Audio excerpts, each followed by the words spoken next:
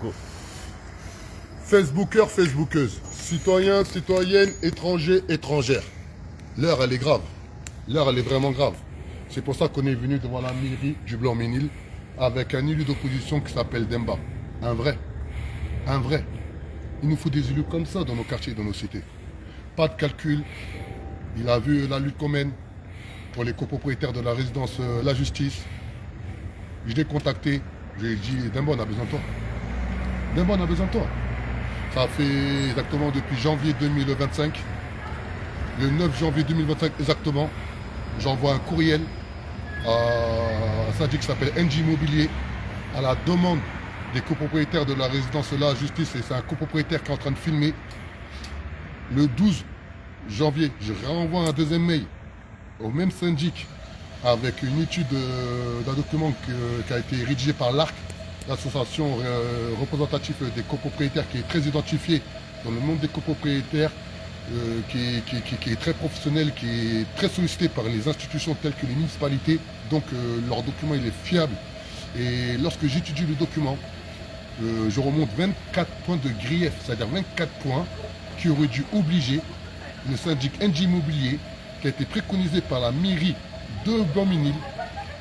Ils ont dû faire les diligences nécessaires pour protéger d'une des copropriétaires et deux, engager les responsabilités civiles des anciens syndics, qui sont Gaïa et qui sont Pierre Deville. S'il vous plaît, s'il vous plaît, s'il vous plaît, s'il vous plaît. On a envoyé 2 mails simples.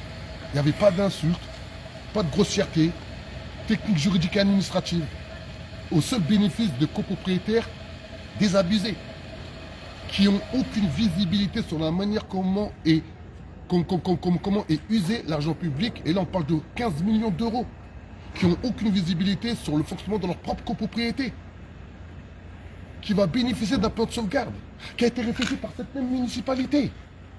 C'est incroyable. Quel est le rôle des élus? Un élu, avant toute chose, il a pour obligation d'assurer la sécurité physique et morale de ses administrés. Et pour ce faire, on lui donne un arsenal juridique qui est cadré par le Code général des collectivités territoriales, qui est juste démentiel. Notre pays est juste un pays magnifique. En France, aucun copropriétaire étant dans une copropriété en difficulté, il peut mourir la bouche ouverte. Parce que notre beau pays qui s'appelle la France, elle donne énormément de pouvoirs financiers et autres afin d'accompagner les copropriétaires en difficulté, tels que la résidence de La Justice. Je le répète, ils ont eu 15 millions d'euros de subventions. Je répète, 15 millions d'euros de subventions. Et malheureusement, le conseil syndical qui a été élu démocratiquement, à aucun moment, on leur a donné l'opportunité de vérifier la comptabilité de leur copropriété. En 2024. Et pire encore, ils n'ont même pas fait d'assemblée générale. Toutes les personnes qui vont regarder cette vidéo, qui sont en copropriété, imaginez-vous, pendant un an, vous n'avez pas d'assemblée générale. Pendant un an, vous demandez les éléments comptables, on ne vous les fournit pas, au point que vous sollicitez l'ARC. L'ARC fait un travail extraordinaire et il remonte 24 griefs, mais de malade, où il y a écrit noir sur blanc plus de 50 000 euros détournés par les syndics Pierre Deville et le syndic Gaïa. C'est écrit noir sur blanc. C'est écrit noir sur blanc. Et lorsqu'on a remonté ces problématiques, la seule réponse qui a été de NG Immobilier, ça a été de saisir le tribunal judiciaire de Bobigny pour mettre la copropriété sous administration provisoire. Et ça, on ne peut plus le tolérer.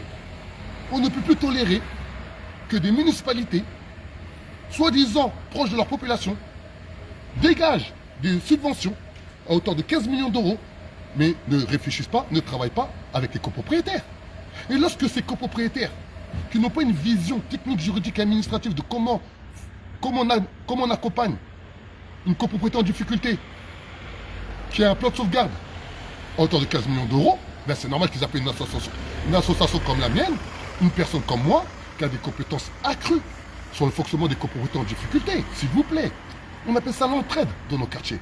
On appelle ça la solidarité dans nos quartiers. Je suis là un dimanche après-midi, j'ai mes enfants dans la voiture et je ne suis pas payé. Je ne suis pas payé. Demba qui est là, élu d'opposition, il n'est pas payé. Il est venu un dimanche, il dit, Demba, j'ai besoin de toi. J'ai dit, Demba, t'es mon seul espoir. Et comme moi j'ai mon seul espoir à moi, c'est pas que moi. Moi, aujourd'hui, Je représente plus de 15% des copropriétaires de la résidence de la justice. Des copropriétaires éveillés. Des copropriétaires qui veulent trouver une solution à ce marasme. Car l'opérateur de la ville du Blanc-Ménil, irresponsable et un manque de professionnalisme sans nom, qui s'appelle Copro Plus,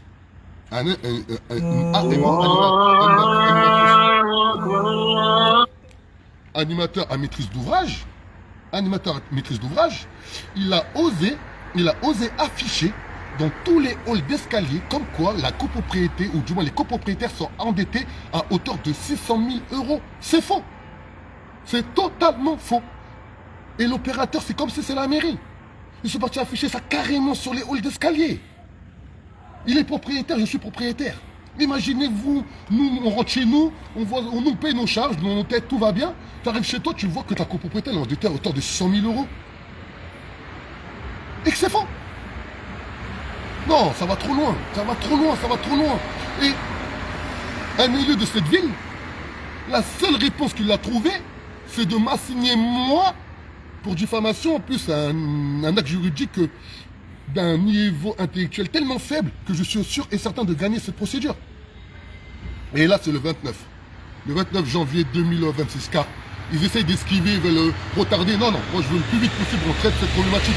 Donc le 29/01/2026, je serai au tribunal judiciaire de Paris face à un élu de cette ville par rapport à tout ce que je vous raconte. Mais est-ce que c'est normal? Est-ce que c'est normal que cet élu n'est pas venu autour de la table? Eh bien, c'est pour ça qu'on a appelé l'élu d'opposition. Il s'appelle Demba, un homme en or, et il va prendre la parole. Demba. Bonjour à tous. Moi, en tant qu'élu de l'opposition, je vais m'engager à retranscrire les questions des administrés de la copropriété de la justice au syndic de copropriété, je ne sais plus comment il s'appelait. Non, c'est là maintenant, c'est l'administrateur provisoire. Ok, à l'administrateur provisoire, pour pouvoir répondre à toutes les questions que les administrés se posent et répondre au mieux à leurs attentes. Donc, voilà.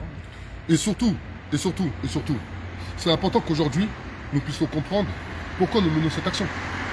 Dans nos quartiers, dans nos cités, et je vous promets sur ce que j'ai de plus cher, les gens ils payent leurs charges. La vérité, les gens ils payent leurs charges. Mais comment voulez-vous dire à des personnes de payer des charges s'ils ne comprennent pas déjà à quoi sert leur argent? Voulez-vous que des copropriétaires qui habitent dans des quartiers, dans des cités qui n'ont pas d'argent? Eh bien, Blanc-Ménil, c'est une ville pauvre, c'est comme Aulnay-sous-Bois. Comment voulez-vous qu'ils payent des charges? Mais ils ne savent même pas à quoi sert cet argent. Et s'il vous plaît, il faut vraiment qu'on se réveille. Vous savez, dans cette copropriété, il y a une maman, elle m'appelle tous les jours. Elle m'appelle tous les jours. Je ne sais même plus quoi lui dire. Je ne sais même pas quoi lui dire. C'est pour ça que Demba, on compte beaucoup sur toi. Demba, vraiment, la vérité, les copropriétaires de la résidence de la justice, ils ont besoin de toi. Ils ont besoin des élus comme toi. Il y a beaucoup d'élus d'opposition et ils ne réalisent même pas la force qu'ils ont. La vérité, vous avez une force de dingue. Mais c'est pas normal qu'aujourd'hui, au Blanc-Ménil, il y a 15 millions de budget de subventions sans visibilité.